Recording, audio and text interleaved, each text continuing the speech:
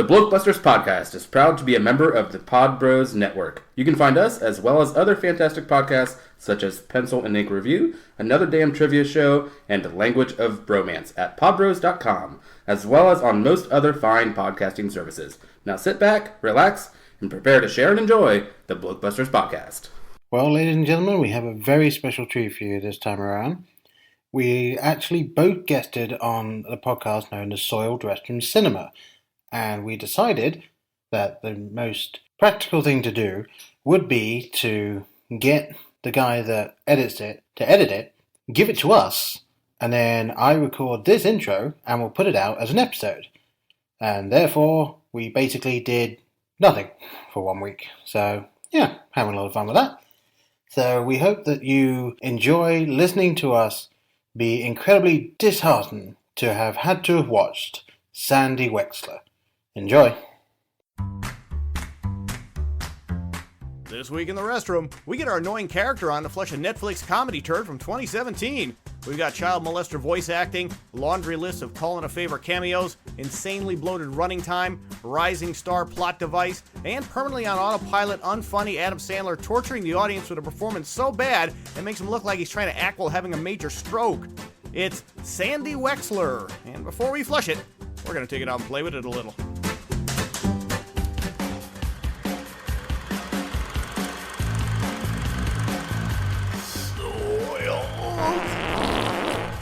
Restroom Cinema.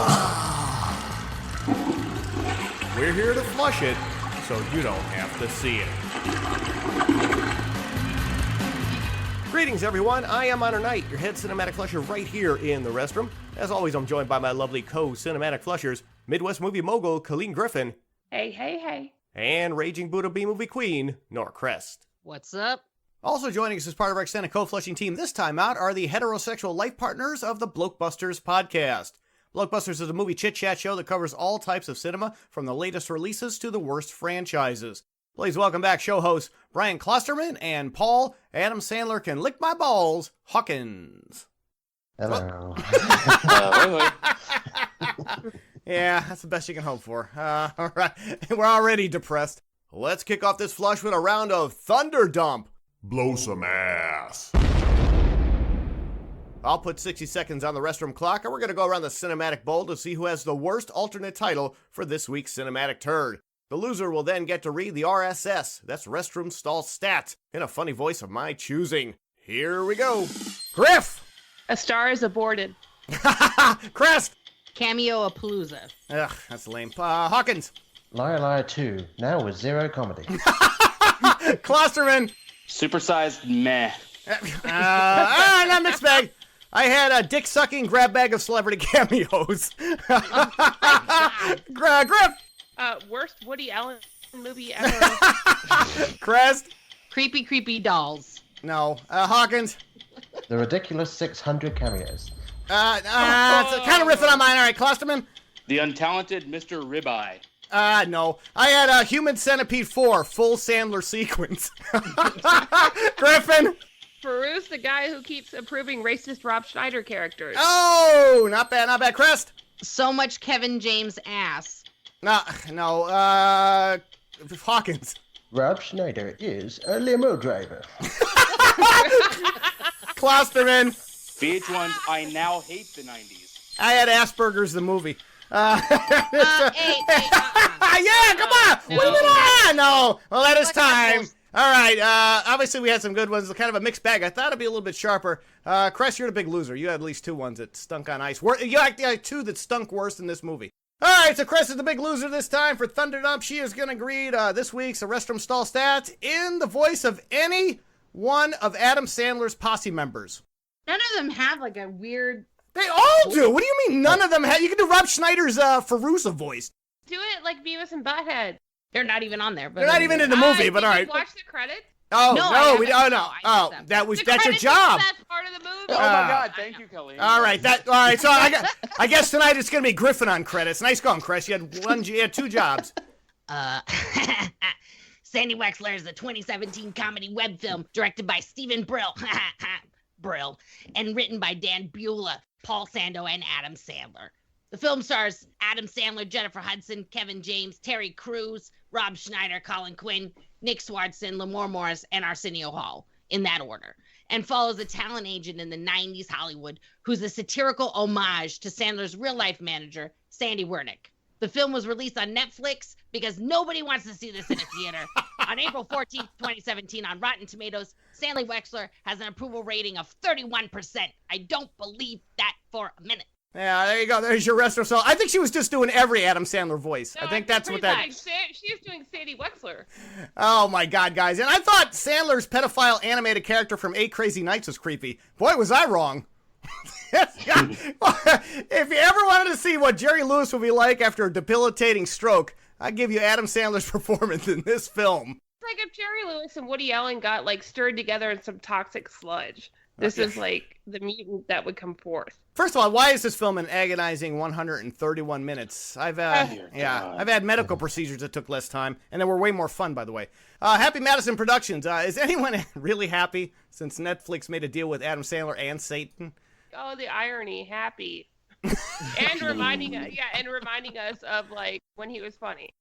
So, Sandy Wexler, SNL Lord and Commander Lorne Michaels kicks off a slew of celebrity cameos going on about Sandler's latest fictional douchebag, and you're going to start passing out the chapstick, folks. The opening scene has to deal with a lot of celebrities talking about the legend of Sandy Wexler, and this scene keeps repeating throughout the film until we find out at the end of the movie. I'm not going to spoil it right now, what the scene is about. And Crest has actually very nicely compiled a list of all the celebrities that were dick sucked and appearing in this sequence. I'm going to wait till the end and wait for her to read down the whole list. Well, actually, no, let's just do it now because it permeates the entire film. So, Crest, real fast, just run down the entire list of everyone who appeared in this party scene. We'll call it that.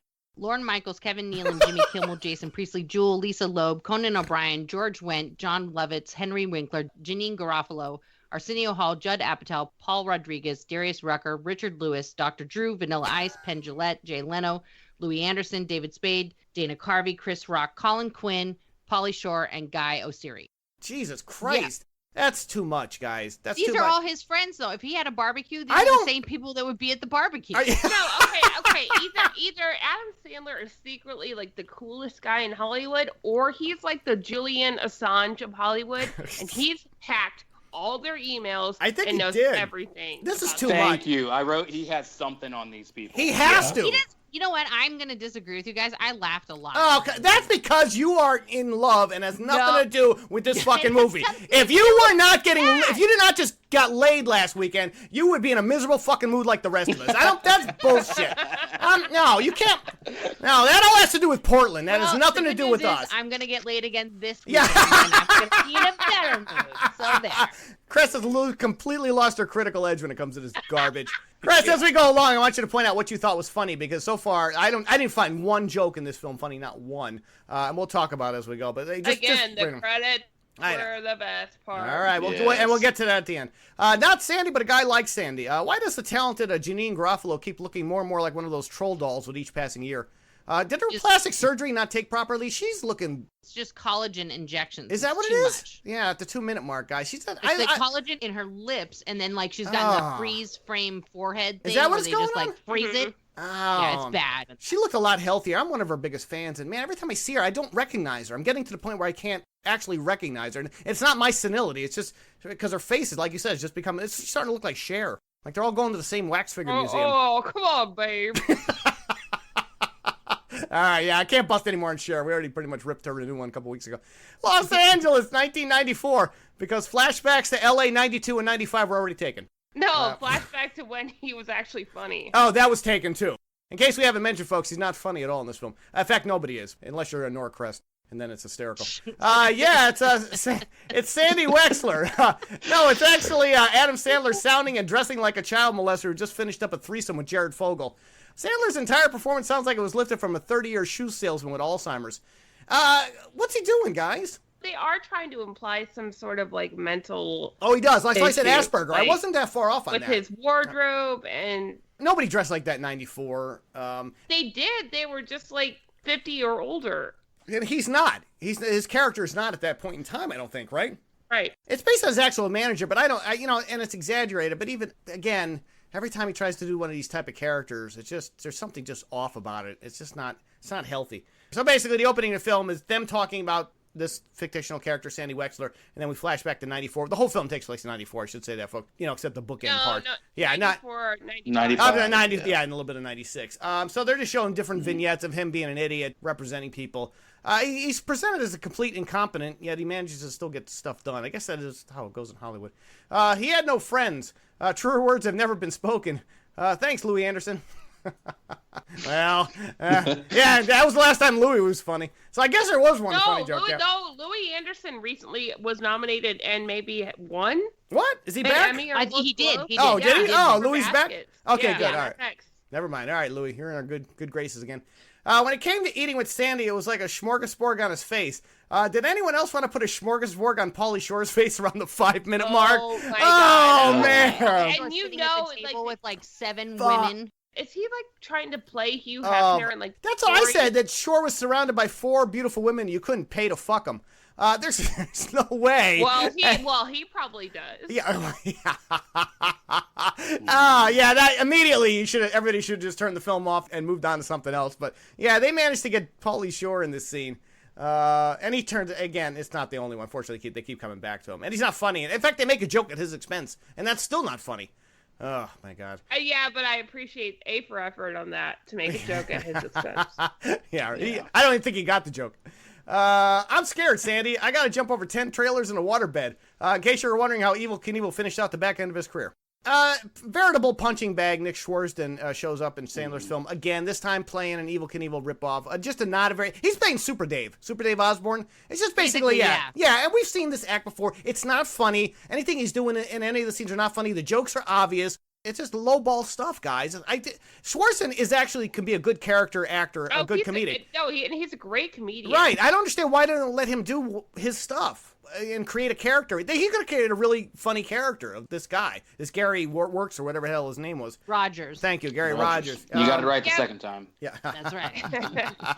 I thought his scene was good. He's like, I'm scared, and he's like laughing at him. He's like, why are you laughing? Like that doesn't even make sense. But I feel like he's like talking to him about his scripts. Like, why are you laughing? That doesn't make sense. Yeah, exactly. That makes it so much better. Yeah. Sandler's going through a litany of different people he works with, and Gary Rogers or Nick Swardston's characters. One, here comes another one. What's it like being a puppet? You tell us, Kevin James, who's decked out in a fake mustache like he's escaping from his lame career around the 8-minute mark. He plays that Jeff Dunham idiot. I was actually begging for Jeff Dunham. And he says, I don't know the first thing about the TV business or the movie business, Kevin. Yeah, so stay out of both, Paul. Well, but was that supposed to be like a joke? Because, is that the joke? I was in a very profitable sitcom. Ha ha ha. Is his character supposed to think that all the puppets are real or something? Well, they are real. Don't you notice that? They all move independently. I didn't understand that joke either, but... If they had cut off like half of his clients and like kind of focused on that weirdness... It would have been. It might have worked. Okay. Yeah, I would have appreciated that. Yeah, there's too many clients. What would you like to do? Well, not appear in any more of Daddy's shitty Netflix films around the 10-minute mark. It's bad enough. His wife and his kids are in this abortion and his too. Kids are cute. Yeah, but they didn't look like they wanted to be there. But she did I'm gonna say this is his wife's best role. Yeah. Yeah. Really? I don't think she was any seems better. Like a very nice person. She plays another client. You said you were the king of Hollywood. Like, I did like his kids giving him shit. I did enjoy that. Yeah, well, yeah, we should have saw 2 hours of that. So basically, he's just one of these lowball, managers that has he lives in a big mansion, but he doesn't live in the mansion. He's watching the mansion for some foreign guy, and we'll find out who that is at the end of the movie. But he lives in the boathouse or the guest house or the clubhouse, I think it's called. That's where his office and he works in. Anyway, his wife is an Iranian Jew. Are you laughing yet? I'm going to put which actually they do exist, but that was supposed to be a cheap joke. Cheap is the key word. He lived in that little area that the Fresh Prince of Bel-Air lived in the last season. Courtney, nice to meet you. Hi, Jennifer Hudson. Netflix finally ponied up the money for you to co-star in Adam Sandler's Next Nightmare. You start on Tuesday. Jennifer Hudson looks like she's being held at gunpoint for all of her scenes. Why does she agree to do this? Yes, she does. Yes, this is no. I She know. was trying to make it work. I know. Yeah. She was trying a little bit more than everybody else, but she's beyond this film. You can tell she didn't belong in this movie. They needed a comedic actress for that role, and she is not. She can sing, yes. Obviously, they just went for the singing end of it, but so she plays the Star is Born character that Sandler discovers at Six Flags Magic Mountain. He's playing a chicken in some shitty Six Flags Magic Mountain show, which was actually more entertaining than the film. I wanted to see 2 hours of that. And how is that for lazy writing? The only reason the kids exist, the only reason is to make him go to a park. Right, the theme park. Yeah, the Six Flags, which, everything's filmed at Six Flags. That's Wally World, folks, in case you're wondering about Six Flags. That's where Wally World was filmed, or in Vacation. He's not our dad. I bet Sandler's kids say this a lot. I would be, yeah. At this point, I certainly would be. I'm sorry, I love the kids just calling him out all the time. Yeah, and that's strikingly true. You sound like a fortune cookie. Well, that's because the entire script was written on cocktail napkins in a Chinese restaurant. That's 3 people on the screenplay, folks. One of them Sandler, so really it's 2 people. 'Cause you have to immediately X him out, and then you're down to 2. And you can't exactly say, oh, well, maybe they didn't get what the writer had in mind. He was the fucking writer. He knew. Yeah, he knew what he was doing. He knows what he's doing. It's just lowball stuff. He got the Netflix deal. I don't know how much money Reed Hastings shit out of his ass to give to Sandler to get him on this deal, but once you get that much money, and it's a lot, you don't have to try hard. Like, you really just have to, softball these films in. He's just doing the bare minimum just so he can keep that pay train going. Am I wrong on this? The next movie is going to be literally... Oh, no, come on. Him... No. It's going to be him literally going for 2 hours and 11 minutes. Habby doobie. Yeah. 11 hours. 2 hours and 11 minutes. Hey, Sandler, if you're listening, I want you to top your running time next time. I think you got to go for like 2.5 hours, maybe 3. God. Let's fucking keep it going. Let's just keep it going, guys. I was in prison my entire childhood, in emotional prison. So what's changed now that you're a semi-functioning adult, Sandler? And she lives in Alaska. Okay. No, he's talking about himself in that scene. But yes, I know. But but the whole reason is that her father lives. Axe. Got Axe. Aaron Neville. We'll talk about. Yeah, ask her dad, who happens to be Aaron Neville. It's so great that it's Aaron Neville. It's not great. Aaron Neville didn't belong. Aaron Wig should have gotten a nomination for something. How did they get? So terrible. I think Aaron Neville was in prison, and they just got him out to shoot that scene for a day. I thought he was dead. I didn't even know who the guy was until watching half. Aaron Neville's not dead. Yeah, and obviously not. You've never seen that. He wants to be after this. Yeah, I bet he does. I don't have much. Not as gay as far as I know. This sounds like me every week in the restroom. Hey-oh. Oh, come on, guys. Apparently that act is getting old. Well. With that scene with the Northern Light, did anyone else think that someone at work just accidentally let it go to screensaver and that got rendered into the film? No, that would have looked better. Somebody took like an iPhone video of a Windows 95 screensaver. Oh, definitely, yeah. Windows with an Instagram filter. Yep, definitely, yeah. In case they go up there and he convinces the dad to let Sandler represent Miss Hudson, and then they go have dinner out by the Northern, because that's what everybody in Alaska does, right? They sit out in their car watching the Northern Lights, eating a moose burger. That's, well, first of all, it's fucking cold. And we find out that like he's not in prison. So and in Northern Lights, Windows 98 screensaver, 95 screen. Oh. Sorry, Paul. I was just trying to look up how much Adam Sandler got paid for the deal. Oh, no. I don't want to know. He signed up. All right, now let's give it to us. He signed up for 4 more. 4 more films? I heard about that. Man. Is there 4 more coming? Oh, guys, yes. I don't know. We're going to be doing this forever. Yeah. This guy has to be stopped. 4 more. I don't know if I can do any more. I thought you called him. Who you should be calling is the makeup department to order up a decent wig for Colin Quinn around the 25-minute mark. He looks like he's appearing in a commercial for Prel shampoo. Couldn't they get a better... I know it's the 90s, it's supposed to be funny, but Jesus, man. They could have got a better wig. I know he wasn't supposed to be funny, but that was still uncomfortable to watch. He's terrible in this, too. Uncomfortable. He's doing... he's another one of the people that Sandler's character represents is Colin Quinn. He plays a character... I forget the guy's name. Not a very funny comedian. But then again, Colin Quinn is, can not be funny, too. So this is not too far off the mark for him. Yeah, really. He's working for Blockbuster Video right now. Blockbuster Video. We have all Adam Sandler's hit films. Go rent them now. Figure that out. This episode is sponsored by Blockbuster Video. The one store in Indiana that's left. That's right. It's the only store that's going to be carrying this his films. was a running gag through the whole movie of all the things he advised people not. Oh my God! I know. And everything. Right. That's dumb too. The Apple stock. Yeah, divest from Apple and invest in Woolworths. Yeah. Well, Woolworths was pretty awesome. Van Nuys Tech Institute, where this entire film was shot, the 33-minute mark. So basically, he has to take Jennifer Hudson to go do a demo tape so they can present it to record companies and get her hit record deal. That's always how it works, folks. And of course, she's so clueless. I don't understand. I don't believe her character would be that ignorant. I shouldn't say ignorant, but that clueless in the 90s. This is not like A Star is Born, when it was the 20s and it was musicals. I think she would have been a little more savvy to, research enough about the music business to know what demo tapes are, to record herself on something. She's completely a fish out of water here, and I don't necessarily buy that, especially since it's Jennifer Hudson, and we know, from her, she has a career, and she, is a good singer, so she doesn't really carry that ignorance well. She didn't understand, how dumb Sandy was. Okay. There's a chance I forgot to hit record. And I said, I wish they had forgotten to hit record on this entire production. The scene basically is her recording the song. The dumbass, I don't know who the guy, do we know who that actor was? That was the engineer?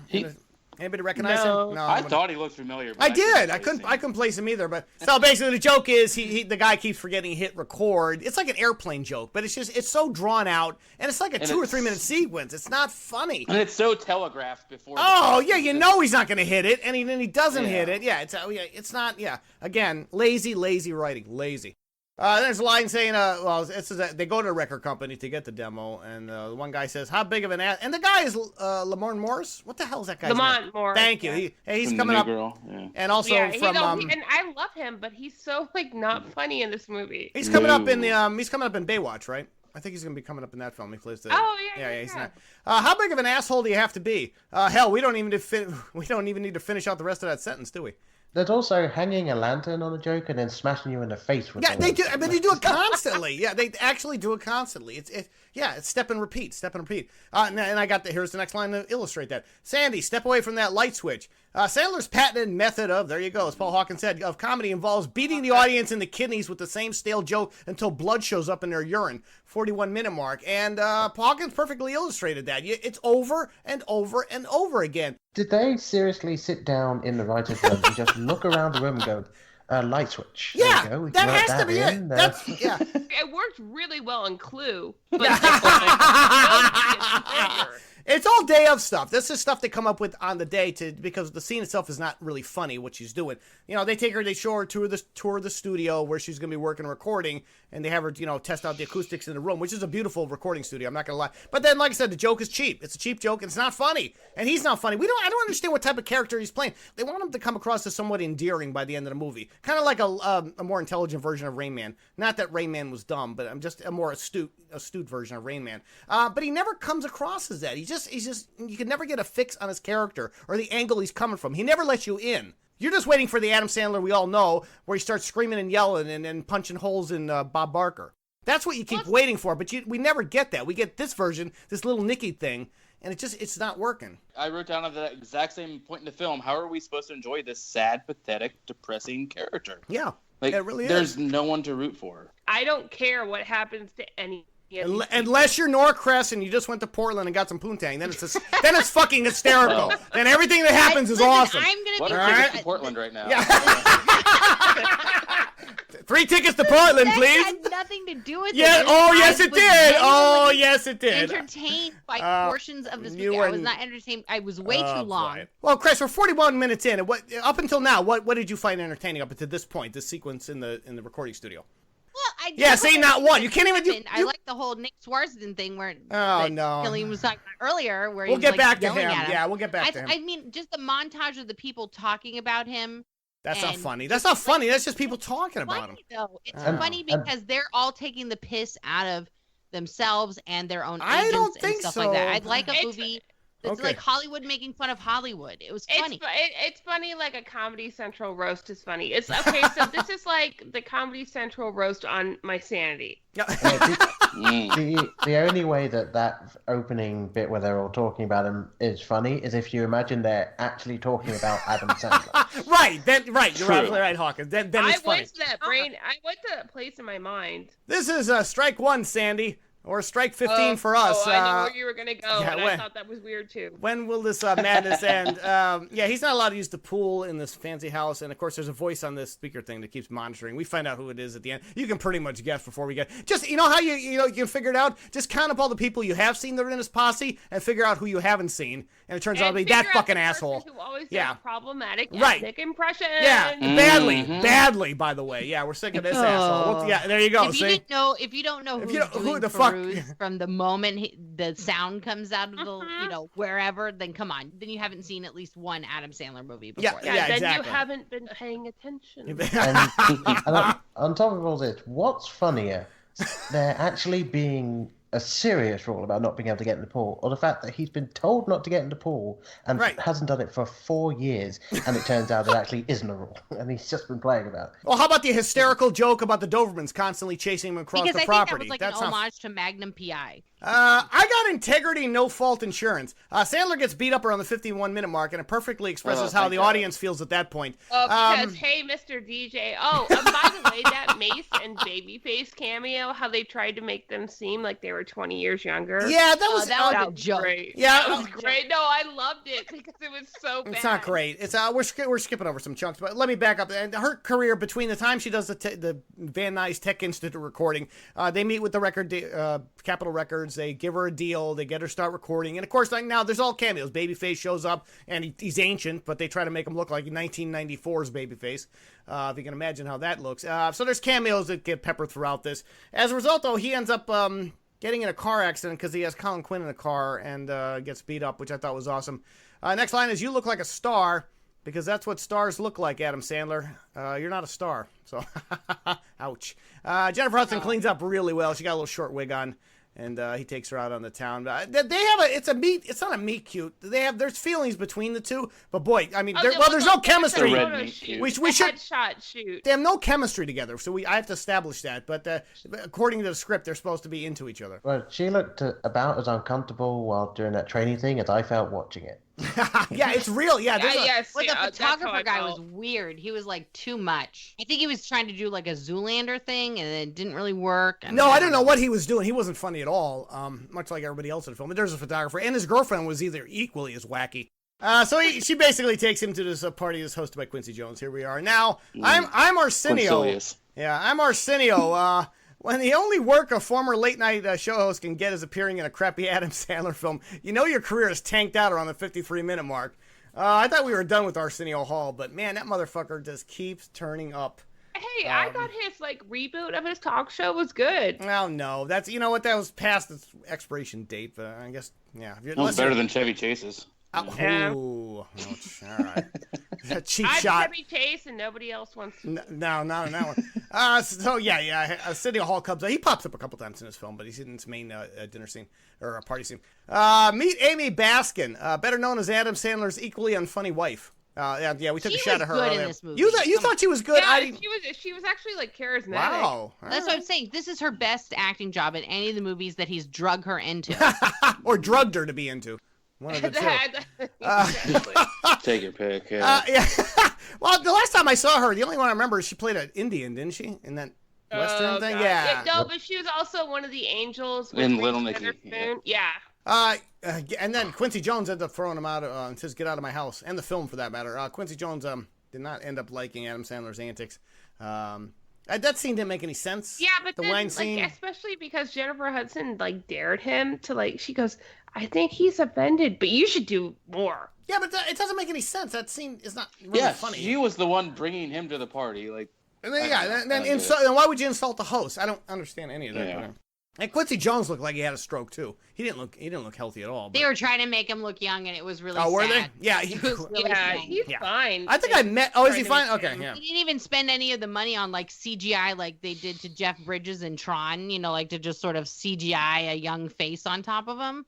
They didn't even do that. You're nobody, then you're somebody. Then you're nobody again. Hey-oh. Okay. There you go. That's how that works.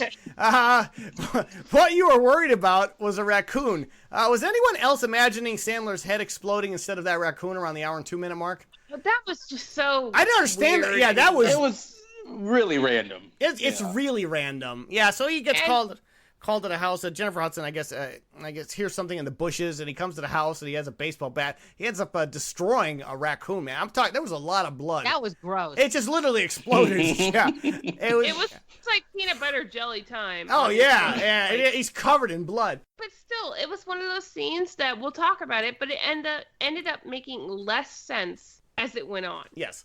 Well, yeah, because why did she call him if if the other guy was in there and Lamont, not Sanford and Sons Lamont Morris. Bling is his character name is Bling. Okay. Mm-hmm. So he's in the house and he gets invited in to get the his clothes cleaned. Sandy, can you pass me the gravy? You know your film sucks when the only product placement you can get for this film is Boston Market. Do you know whose house Sandy Wexler was staying at? Geez. No. In real life, it's the Ed McMahon estate. Is it really? Really? Oh, shit. Yeah. Well, maybe he kept all those like oversized checks for himself because he was a little large. Ed McMahon's dead, right? Yes. Okay. Yeah. Okay, so yeah, Boston. It was called Boston Chicken. They actually did get that correct back in '94. This dude shattered his pelvis on an amplifier. Why didn't we get to see that scene? That sounded way funnier than anything we do actually see. They're talking about Gary Rogers, stunt extraordinaire. Why did we see that scene? That would have been a funny scene when he opened for her, and that would have been hilarious. I just let Nick Swartzen do funny stuff, and I think that would have been funny. Yeah, I guess the stuntman opened for Hudson's character and ended up damn near killing himself. He's always in perfect shape though when he comes back. They don't do the Super Dave thing, right, where he's in traction and like a cast and stuff like that. No, they do it later on. Oh yeah, with the burn thing at the end of which is really stupid. This rock star thing is new for me. Well, so is filmmaking apparently. Sorry. Did Jennifer Hudson appear in this turd only because Academy Award winner Jennifer Hudson? Well, I think she only appeared in this film because everyone else said no. I think she was low on the list on this one. She signed on 2 weeks before principal. Yeah, exactly. Yeah, so, that's why. Because everybody else said fuck you. They weren't going to do it. Legend had it, he stayed in the car and cried for 6 hours. Not unlike us after watching this turd. Oh my god, this is such a ripoff of something about Mary with Ben Stiller. You're right. There's that. That's dramatic crying. It's lazy. Fake dramatic crying. So basically, Lamont, not Sanford and Sons Lamont, the guy in this film, could do a better job managing Hudson's career at this point because he's a little more in the know than Mr. Wexler here. Also her boyfriend. She is tagging him. So basically, they break up. So Wexler takes himself out of the picture and says, "Look, you're better off with that." And he goes in the car and starts crying because he really does love her, which we don't understand or even get that. But okay. Did you ever see that naughty little movie, 9.5 Weeks? Yes, but we don't want to see it reenacted here around the hour and 15-minute mark. For God's sake. How long did it take you guys? Yeah, and to realize that it was. Who is that? Oh, Who's the actor? Jane Seymour reprising her Wedding Crashers role. Oh, is that who that is? That's Jane Seymour? Yeah. She looks horrible. Yeah. She looked terrible. Oh my god. All right. Well, we definitely didn't want to see that. That wig. Oh yeah, the wig did not help. Maybe that's why I didn't recognize it. Maybe she's hotter without the wig. Her hair is amazing. Yeah, she did have nice hair. I remember Jane Seymour always having great hair. And she's not funny either. Basically, we should mention she plays the next door neighbor to where she's crying. Yeah, where Wexler lives, and apparently because her husband is that was a creepy scene because he's on the hospital bed in the bed next to her, and apparently he can't fuck anymore, so she's desperate for any kind of attention. She can just go out and get anybody. Why would she even bother with Sandler's character? It's like an epilogue to her Wedding Crashers character. Oh, is that what that is? Yeah, maybe. Mm-hmm. Yeah, I guess it is. Again, go Paul. I was just going to say, you actually skipped past something I really wanted to mention, which is go ahead. The scene when he notices the lights are on. Right. Number one, when he turns off the TV, he's sat in the same position for so long, I thought I'd accidentally pause the bloody film. Yeah! Thank you, Paul. I'm like, what's wrong with my stream right now? That's what I did. Sat there for 7 seconds. I didn't understand what that was. Yeah. So weird. You're right. And then when he does get up and goes to the window and said, "What have we here?" What we have here, Adam Sandler, is the lights from the set very clearly reflected in your glasses. Yeah, they weren't the lights from the tennis court. They were lights from the set. I don't know what the minute mark on that was, but that was really bizarre. Are you a man, Sandy? Well, we're still trying to figure that out. There you go. Bump. 1995 Grammys. Wait, how did Hudson's rise to superstardom happen in less than a year? It took Vanilla Ice at least a year and a half. Well, you and notice why that? is she wearing an outfit from the 1988 Grammys? Okay, we can go with that. Yeah. But guys, she just got discovered in '94, and now she's up for a Grammy in '95 in less than. That's literally impossible. There is no it's way. not. No, it's not. That's not Yeah, impossible. it is. Yes, it is. No, it's impossible. not. No, it's not. All right. There's plenty of artists. Especially, Who? Name Ian one. Honor, since you don't obviously watch the Grammys, there is a category called Best New Artist. So it is But not in less than a year. There's no way. a lot of Grammys. Blang makes a point of Blang. saying that he submitted her album in Yeah. time for consideration. You're the man, bedtime. Terry Crews may be the only bright spot in this turd, or at least his hair is. At least his hair is. Terry Crews. Hour and 21 minute mark. He plays a wrestler that Wexler ends up representing after Hudson takes off and starts her own career. Terry Crews has like kid and play hair, which I thought was funny. I like Terry Crews. I wish they had given him a little more funny stuff to do. He's just basically Terry Crewsing it up. Because he is a talented comedian, believe it or not. He doesn't give enough credit, I don't think, for that. So it would have been nice to see a little bit more. Everyone gets zonked once in a while. The question is, why are we doing it? Because the film is 131 minutes long and it sucks. Recap, Jennifer Hudson's character gets tanked up in a Chinese restaurant, or some restaurant, Italian restaurant, I'm sorry. And Wexler has to go to a rescue and get her out of there. Because God forbid.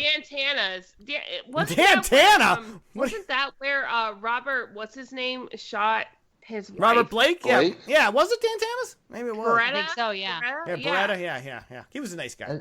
I'd say I'm glad that you mentioned it was an Italian restaurant because I wasn't really paying attention, and that actually explains the Ryan Gigg football jersey on the wall. Yeah, no, I think it was an in the Italian background. restaurant. She had a couple two martinis and got tanked up, and Wexler has to get her out of there for the paparazzi sees. Takes her to the house and just. And at this point, I paused the movie. I was like, we still have an hour left. Oh my god. Yeah, I was so depressed. I'm like, oh my god, there's like an hour. Yeah, well, no, we're past the hour and 21 minute mark. Hang in there, guys. Even I was like, okay, it's taking too long Yeah, to get see? to the point of Oh, this yeah. movie. My wife was in the other room with the baby, and she just poked her head around and just said, "How much longer have you got?" And I said, "You don't want to know." Yeah, when Paul started the film, his baby was still a baby. When he went back in the room, she was like 5.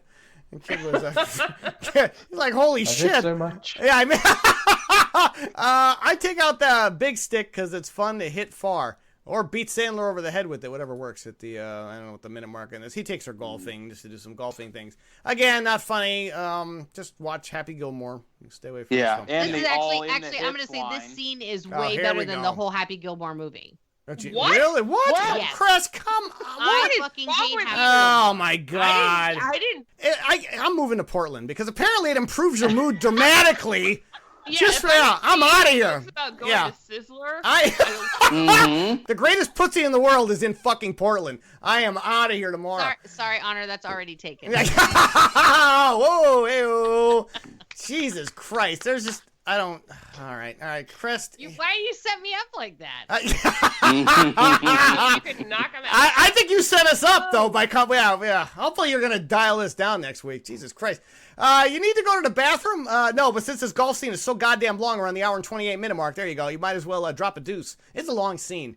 I mean, the joke of the scene is that nobody recognizes Jennifer Hudson That's the in joke? this terrible sweat outfit because she has a hat on. Yeah, that's just what's stupid. She's dressed like a 90s rap star. It's a terrible I mean, outfit. as a person who's been, I pride myself on spotting celebrities everywhere I go, whether it's the grocery store or wherever. I mean, that's how you see them in real life. They're in their fucking sweatpants and they're in the, but you the see cold them, medicine aisle fucking getting some NyQuil and shit, just like you are. Like, that's how you run into a celebrity. All right.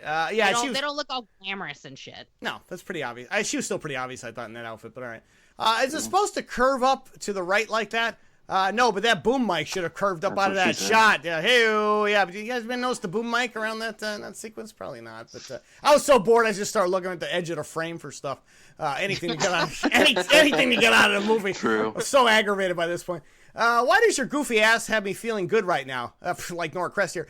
You're the only one, Terry Crews, because the rest of us are fucking miserable. I don't understand. Yeah. Oh man. This episode is dedicated to the city of Portland, Oregon, and the people who live there, who apparently just have rainbows shooting out of their private parts. So there you go. Technically, it's Beaverton. Yeah. Okay, so Hey-o. All right. Have the best night of your life, Sandy. Unlike us, who all had the worst night of our lives watching Adam Sandler kiss Jennifer Hudson around the hour and 35-minute mark. Boy, does that come off as creepy? They have no chemistry, and now they kind of hit it off at this around the pool sequence. It was really awkward and creepy. I didn't get. Adam Sandler looked like he was barfing in his mouth. Like, why would that if you're kissing Jennifer Hudson? She was bringing it. She was like trying to bring it. Yeah, she was trying to bring it, but he was so awkward. I guess I don't know if I guess it was intentional, but they have no chemistry, guys. So this doesn't work at all. She does spend the night with him and then takes off immediately next day, and now he's depressed again.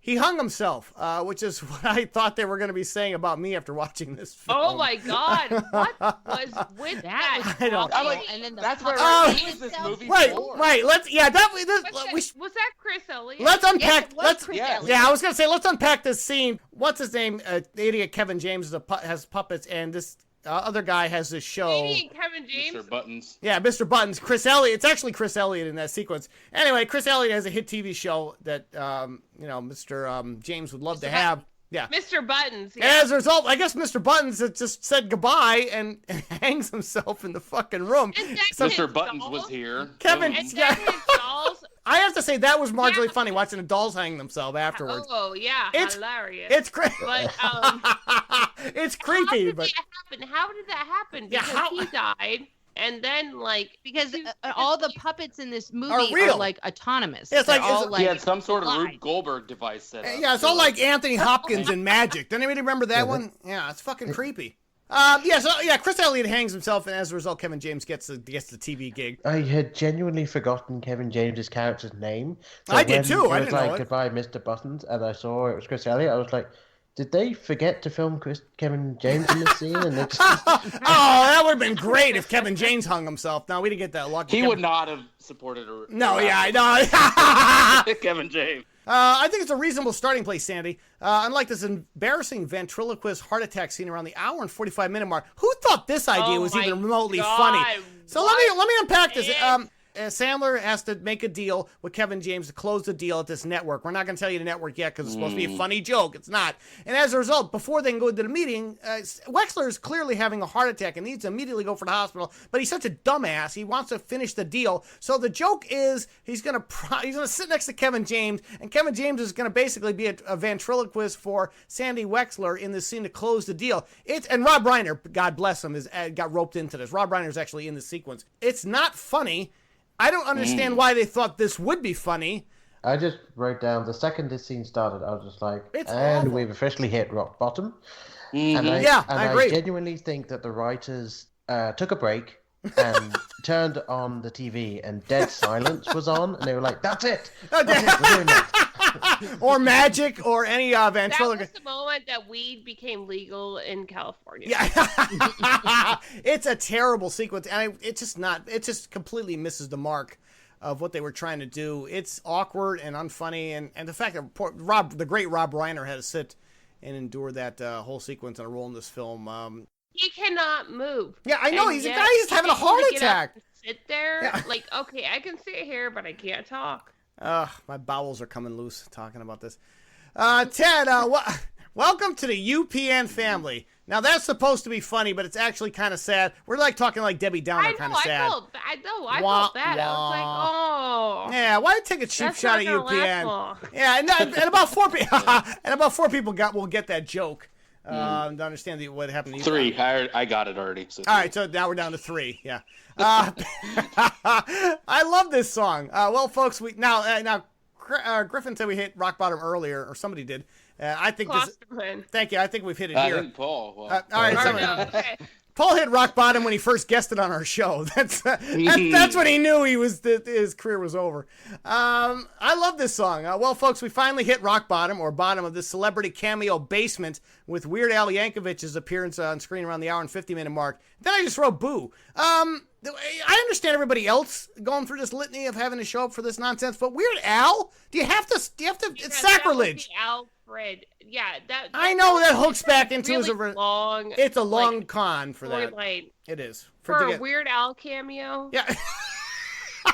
We should mention It was that the longest setup in the history Oh of my film. god! It was- I was like, okay, who's Alfred? I fell. You did, For you it fell because for it, I like was wondering who's Alfred. You're getting soft. Yeah, Griff. I You're did getting too. soft. Oh, you too? Well, yeah, we understand why you fell for it. Given how bad the writing was, I just figured they never bothered telling us. You know what? They were never going to reveal who Alfred You're right. was. Hawkins, you're right. Actually, I just thought I'd forgotten about it. The way he told the story, it was too, like, corny. I'm sorry, Ernest Saves Christmas is better than this movie. Yeah, Rip, pour one out. Don't be sorry, you're correct. And let's all pour one out for Jim Varney, okay? Well, now the big question then is, Brian, is Ernest in the Army better than this film? No, all right, guys, all right. Ooh, I haven't seen that one. Look, do not try to soft pedal your French fries shit on our show. That's your podcast. No, wait. We're not How long pimping you out. They tried to make Adam Sandler the new Ernest? Oh, yeah. I think it's already happened. I think we're living it right now, Griff. We're living it right now. We're in it, except it's like the Handmaid's Tale. We are in it. As if the Ernest films were like 2 hours plus long. This is what we're enduring right now. We should. I'm gonna mention it. Wexler character had one of his first clients was a guy named Alfred, and he got too close to him just friendship wise instead of business wise, and they had a parting of the ways. You have to wait for the thinks was the problem. Right, you have to wait for the entire 2 hours plus time to get to this point to find out the Alfred character is fucking Weird Al. Like, I just, who gives a shit? I think Weird Al's funniest thing was probably in Naked Gun. I thought he was funnier in that than he was here. He's not funny here, we should say, Weird Al. He has a couple lines and he's gone. He's just here to, like, I don't know. Why is he here? To show here? off his old hair. Yeah. Yeah, I liked his old hair. Dirty spaghetti hair. I do. Gross, and it's gross mustache. I miss his old hair and the pedo mustache. For me, if you really care about someone, you tell them the truth. Well, I don't really care about Adam Sandler, but I'd be happy to tell him about every one of his Netflix films, and they suck. Screwed up the line. That beer's kicking in. Let Farouz, here we go. Farouz, take good care of you. Here you go, folks. Cue the inevitable Rob Schneider cameo around the hour and 50-minute mark. He's like a hemorrhoid that always manages to come back, isn't he? He's got like a fetish with like cosplaying. Why as is he other races? Are we tired of seeing these, his racist cameos? I guess we can call him that now. Whether he's a racist Mexican or racist Iranian. I'm sorry. As other races. He's got like a fetish for playing other races. And they're racist. I mean, they're not funny. Yeah. They're just terrible, terrible cameos. If they were funny, I wouldn't care. But not one of his characters in any one of his Adam Sandler films. I mean, it's the same shtick. How about you show up as Rob Schneider once in a while? Not that he's funny, but I mean, give us just to give us a break. He's got like an issue. Like, you think it's a mental thing? You think it's an issue? And speaking of Netflix, his reality show got renewed too. Oh God, really? There's more Rob Schneider? Oh man, Rob Schneider has a reality show. Yeah. Thank you, Paul. Yeah. I love you. So that comes down to it that Wexler, after talking to Weird Al, go figure this, decides to stop talking bullshit out of his mouth and be honest when he's talking to people. And then he has to go confront Miss Hudson before she marries the guy from Starbucks, right? The Starbucks creator, I believe. And they have this forced scene inside the planetarium in L.A.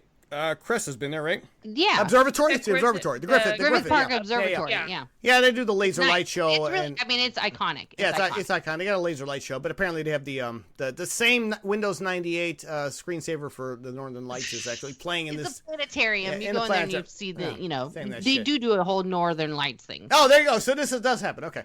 So he confronts Hudson before she get married, and he says, "I love you. I've always loved you," which is really hard to believe since Sandler and Hudson have zero chemistry together. I didn't believe any of that, guys. None of this scene right here makes any holds any weight because you don't believe these two people are in love with each other. You don't. It seems like Schneider kidnapped her, and now he did actually. He did in a limo. Loves, he's in a limo. Sam was like, "Wait, no, I'm gonna not be an asshole now." Right, exactly. No, fuck him.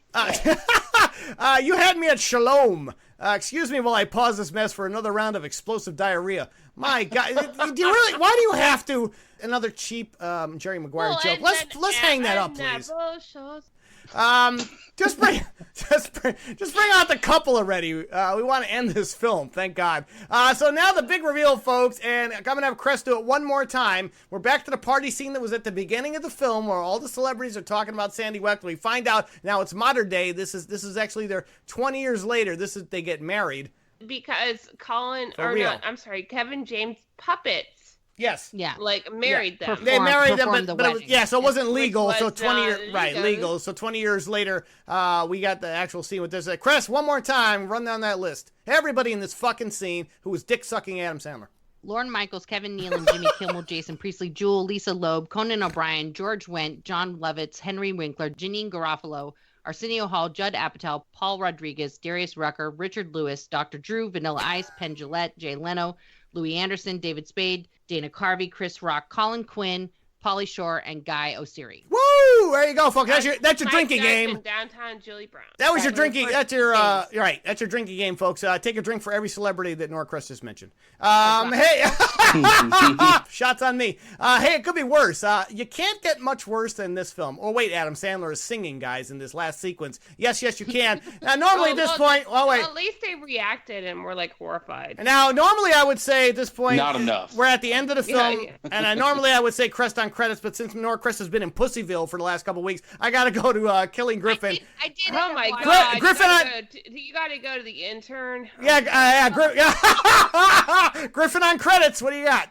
I got that the guy who we What didn't happened? identify, who turned out to be Mike Judge, said Oh, really? that Sandy Wexler always told him that he wanted to sign Beavis.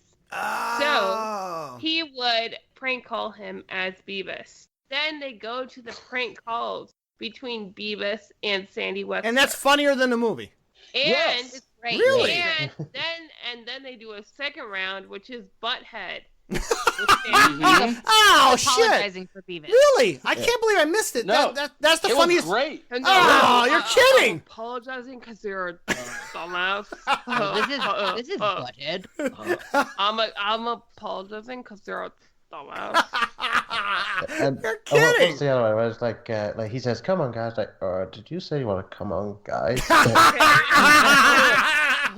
This doesn't make it. That's the film. That's pretty sad when the best part of your movie is literally the end credits. Well, hey, Yeah. it's pretty sad when you didn't watch the best part of the Well, yeah, Mhm. no, sad for me. Yeah, but I never do because that's what I do here. But yeah, and also the joke comes from Mike Judge and not anything Adam Sandler did, which I think is brilliant, They right? actually show Adam Sandler and Mike Judge filming it together. Oh, really? Like, they have mics. Yeah, in the like, booth, Boom, yeah. they have like boom mics, and it's like offset, Oh, like man. during the wedding reception scene. That's pretty sad when that's the best part of your movie. Mhm. God damn, guys. Hey, Yeah. you know what? It made me want to watch Beavis and Butthead. Well, yeah, folks, if you're Beavis and Butthead They fans, brought that back too. Oh, made Yeah. me want to watch Daria again. or Daria, Oh yeah, my exactly. God, I Diarrhea, love that show. Or King of the Hill, Why any of those. witnessed Daria one year for Halloween in high school? All right, so there you go, folks. That is Sandy Wexler for this week. Jesus Christ, we took it out, all 131 minutes of it. We took it out and played with it a lot longer than we should have. Can we flush it, ladies and gentlemen? Can we please flush it? Take it to the pool. Yes. Flush it. You said There you go, folks. Consider flush. TV for my bunghole. Yeah. See, now everybody gets funny in the when we're closing the show. Cornholio. Okay, Corn Julio, just Portland Julio. So there you go. Consider a flush, folks. That is it for this week. I want to thank my lovely co-cinematic flushers, Midwest Movie Mogul, Colleen Griffin, and Raging Buddha Beam Movie Queen Norcrest. Great job as always, ladies. Thank our lovely extended co-flushers, Brian Klosterman and Paul Adam Sandler Can Lick My Balls Hawkins from the Blokebusters podcast. Make sure you get over to Blokebusters and check out all their nonsense. They do a really good job with their French Fried series. I was making fun of it a little earlier, but it's actually super fun. After you listen to us, of course. Us first, then these clowns. But definitely check them out and give them some love over there at the Blokebusters. Thank you, gentlemen. Hopefully you'll join us again, and we are going to be back next week to torture you folks with something else. Until then, say goodbye, ladies and gentlemen. Bye. Now Hawkins decides to do voices at the back You end. said bye. I know. You said bye. Bye. Okay, all right, guys. All right, just dial it down. Holy shit.